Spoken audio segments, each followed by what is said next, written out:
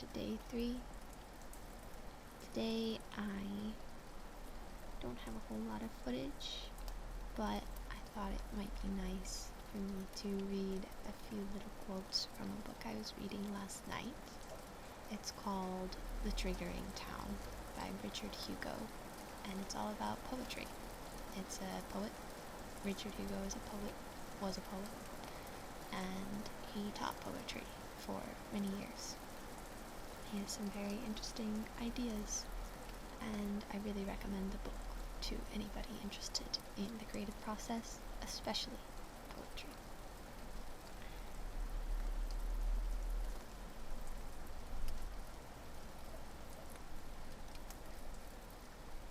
I'll just read some quotes that are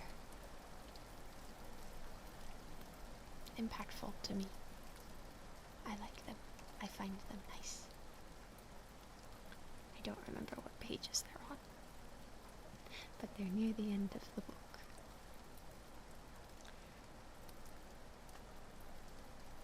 Connections are not stated, yet we know the 3 statements are connected. They are connected because the same poet wrote all 3. That is, they are products of one vision that, along with style, becomes the adhesive force. This adhesive force will be your way of writing. Assume the next thing belongs because you put it there. The real reason may be clearer later.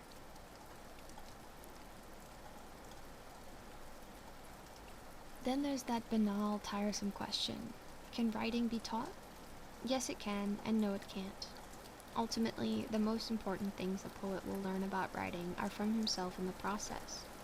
A good teacher can save a young poet years by simply telling him things he need not waste time on, like trying to will originality, or trying to share an experience in language, or trying to remain true to the facts. But that's just the way it really happened. Ruthka used to mumble, "Jesus, you don't want to say that." And you didn't, but you hadn't yet become ruthless enough to create. You still felt some deep moral obligation to reality and truth, and of course it wasn't moral obligation at all, but fear of yourself and your inner life. Despite Ruthka's love of verbal play, he could generate little enthusiasm for what passes as experimentation and should be more probably called fucking around. Real experimentation is involved in every good poem because the poet searches for ways to unlock his imagination through trial and error. Quest for self is fundamental to poetry. What passes for experimentation is often an elaborate method of avoiding one's feelings at all cost.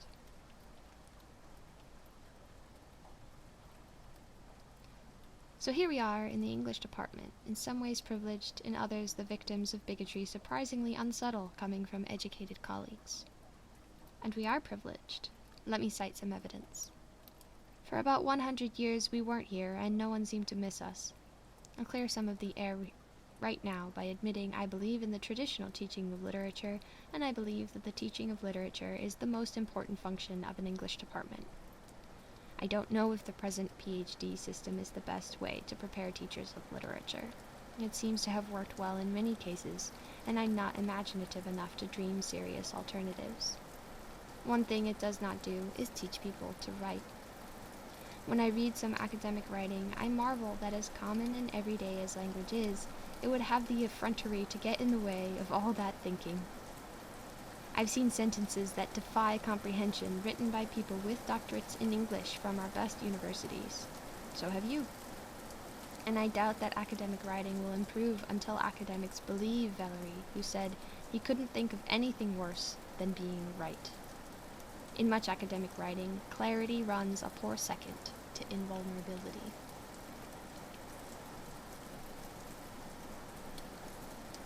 Scholars seem to assume that if you can read, you can write. It's sad to see someone with a fresh PhD coast for a few years, understandably after such a grueling period of work, then embark on a book. It is a struggle because the scholar doesn't realize one simple thing about writing. It is like shooting a basketball. You've got to stay in shape and practice to do it well. It is not a natural reward of study, and having an education does not mean you can write well whenever you want. We creative writers are privileged because we can write declarative sentences, and we can write declarative sentences because we are less interested in being irrefutably right than we are in the dignity of language itself. I find words beautiful that ring with psychic truth and sound meant. If such a choice were possible, I would far rather mean what I say than say what I mean. To use language well requires self-sacrifice, even giving up pet ideas. George Garrett had no small point when he proposed that all literature teachers be made to take a course in creative writing. They might at least learn a measure of common humanity.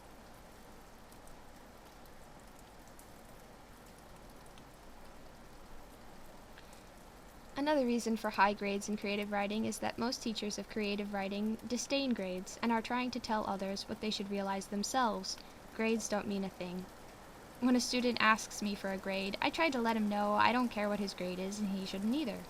I'll give you an A if you promise to feel cheap, but that's naive, I fear, trying to improve human nature.